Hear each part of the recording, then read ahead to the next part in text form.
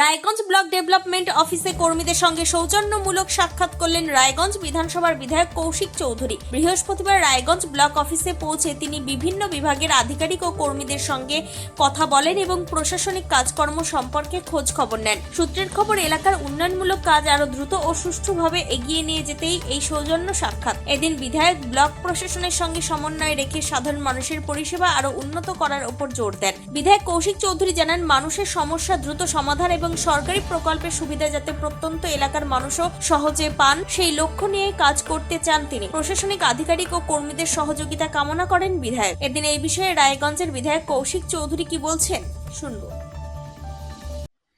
দাদা, আজকে আপনি রায়গঞ্জ ভিডিও অফিসে এলেন এবং কর্মীদের সাথে বৈঠক করলেন, কি উঠে এলো এবং কি কারণ আছে এই বিষয়ে? মূলত সরকারের যে প্রতিফলন হয়, সরকারি যারা কর্মচারী যারা আছেন, যারা তাদেরকে খুব ডেডিকেটেডলি যারা কাজ করেন সাধারণ মানুষের জন্য, তারাই সরকারের কাজের ভাগিদারি, কাজের ভালো কাজের অংশীদারিত্ব তারাই বহন করে নিয়ে চলেন। তো পঞ্চায়েত সমিতির যারা আছেন কর্মচারীরা, বা এখানে ব্লক আছে রায়গঞ্জ ব্লক, তারা যারা কর্মচারীরা নিষ্ঠার সাথে কাজ করছেন, বিডিও সাহেবও আছেন।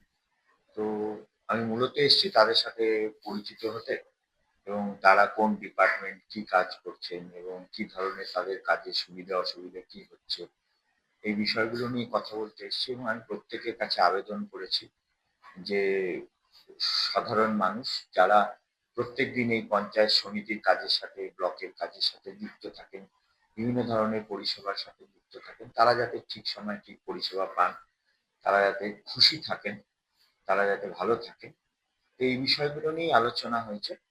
তার সাথে এখানে যারা আছেন, যারা দীর্ঘদিন ধরে কাজ করছেন, তাদের কাজের কিছু সুবিধা অসুবিধা, সেগুলো নিয়েও কথা হচ্ছে। তাদের পক্ষ থেকে এখন কোনো দাবি দেওয়া মূলত অল্প স্বল্প কিছু ছিল, যেমন ধরুন কিছু কন্ট্রাকচুয়াল কর্মচারী যারা আছেন, তারা খুবই কম বেতন এতদিন ধরে পাচ্ছিলেন। তো তারা অনুরোধ করেছেন তাদের বেতন কাঠামো নিয়ে সরকার যাতে পর্যালোচনা করেন, সেটা আছেন। তারপরে স্থায়ীকরণ বা সরকারি চাকরি যারা কন্ট্রাকচুয়াল আছেন, দীর্ঘদিন ধরে কাজ করছেন, তাদের চাকরি যেন স্থায়ী হয়, এই ধরনের কিছু বিষয় আছে। আর এখানে কাজ করতে গিয়ে অনেক জায়গায় শূন্যস্থান আছে, সেখানে কর্মচারী নিয়োগ করা, কাজটাকে আরো একটু অর্গানাইজড করা, স্ট্রাকচারাল করা, এগুলো বিষয় নিয়েও কথা হয়েছে। তারা খুব সুন্দর সুন্দর প্রস্তাব দিয়েছে, যেগুলো নিয়ে আমাদের ভাবতে হবে। আপনাদের তরফ থেকে কোনো রকম নির্দেশিকা বা তাদের কাজ করার ক্ষেত্রে কোনো রকম আবেদন করে বা আবেদন তো করাই হয়েছে যে আপনারা সরকারের ভালো কাজের প্রতিফলন, সেই জন্য সবার কাছে আবেদন করেছি যে আপনারা ভালো করে কাজ করুন, যা সমস্যা হবে ভালো করে পরিষেবা পান।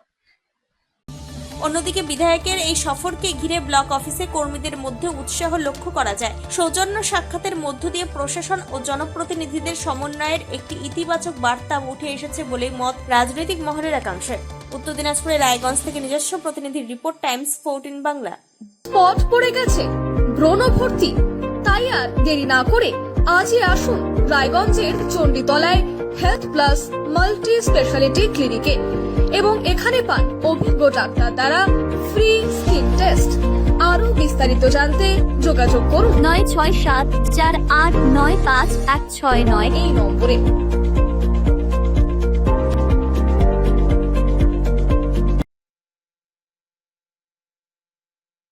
আজ তোমার বিয়ে সাজলো নতুন সাজে,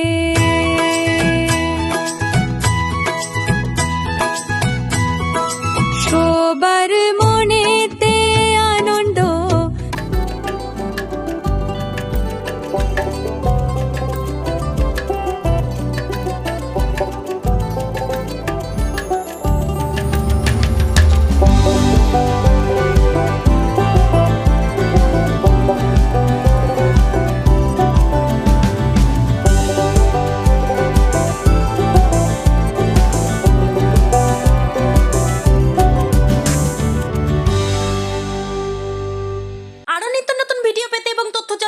ফেসবুক পেজকে লাইক ও ফলো করে রাখুন। সেই সঙ্গে টাইমস 14 বাংলার ইউটিউব চ্যানেলকে সাবস্ক্রাইব করতে ভুলবেন না।